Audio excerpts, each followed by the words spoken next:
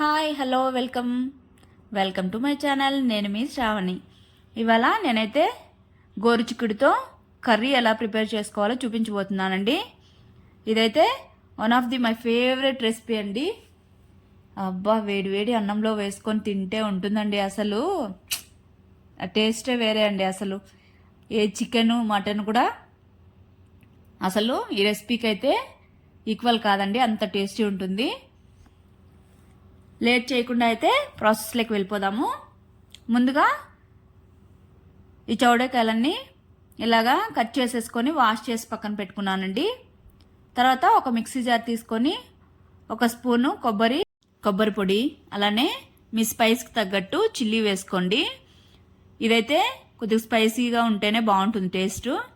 తర్వాత కొద్దిగా సాల్ట్, అలానే కొద్దిగా కొత్తిమీర, ఒక మీడియం సైజు ఆనియన్ ఇలాగా పెద్ద పెద్ద ముక్కలుగా కట్ చేసుకొని వేసుకొని మిక్సీ పట్టుకోవాలి. ఇదైతే ఇలాగా కచ్చపచ్చగా మిక్సీ పట్టుకొని తీసుకొని ఒక బౌల్లో పక్కన పెట్టేసుకోవాలి. తర్వాత ఇదే జార్లో ఒక గుప్పెడు పల్లీలు వేసుకొని గ్రైండ్ చేసుకోవాలి. ఇవైతే వేయించాల్సిన అవసరం లేదండి, పచ్చివే వేసుకుంటున్నాను. ఇలాగా కచ్చాపచ్చగా మిక్సీ పట్టుకొని పక్కన పెట్టేసుకోవాలి. తర్వాత ఒక కుక్కర్ తీసుకొని అందులోకి మనం మిక్సీ పట్టుకున్న చిల్లీ పేస్టు, అలానే పల్లీలు వేసేసుకోవాలి. తర్వాత గోరుచిక్కుడు కూడా వేసేసుకొని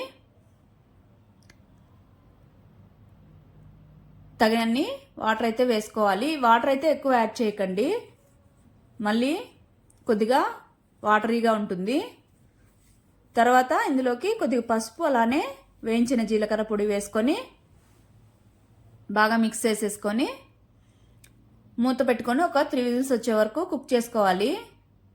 ఈ గోరుచిక్కుడు అనేవి కొద్దిగా కుక్ అయితే బాగుంటుంది టేస్ట్. అవునండి, అడగడం మర్చిపోయాను. ఈ గోరుచిక్కుడు అంటున్నాం మేమైతే. మీరైతే ఏ పేరుతో పిలుస్తారో కామెంట్ చేయండి తప్పకుండా, మర్చిపోకుండా. తర్వాత ఇక్కడ విజిల్స్ అయితే వచ్చేసాయి. స్టవ్ ఆపేసి పక్కన పెట్టుకొని స్టీమ్ అంతా వెళ్ళిపోనివ్వాలి. ఈ కర్రీ అయితే చాలా ఇలాగా సింపుల్గా చేసుకోవచ్చు, అలానే ఫాస్ట్గా అయిపోతుందండి. స్టీమ్ అంతా వెళ్ళిపోయిన తర్వాత ఓపెన్ చేసేసి ఒకసారి మిక్స్ చేసేసుకొని చూడండి. ఇక్కడైతే ఈ గోరుచిక్కుడు కూడా బాగా సాఫ్ట్గా కుక్ అయిపోయింది. తర్వాత తీసి పక్కన పెట్టుకొని స్టవ్ మీద పాన్ పెట్టుకొని ఇప్పుడు పోపు పెట్టుకుందాము. ఆయిల్ వేసుకొని హీట్ ఎక్కిన తర్వాత ఇందులోకి కొద్దిగా జీలకర్ర, అలానే కొద్దిగా ఆవాలు, తర్వాత కొద్దిగా కరివేపాకు వేసుకొని చిట్పట్లాన్నివ్వాలి. తర్వాత సన్నగా కట్ చేసుకున్న ఆనియన్ కూడా వేసేసుకొని మంచిగా ఫ్రై అయ్యేంత వరకు మిక్స్ చేసేసుకోవాలి. చూడండి, ఇక్కడ ఫ్రై అయిపోయింది ఆనియన్ అయితే.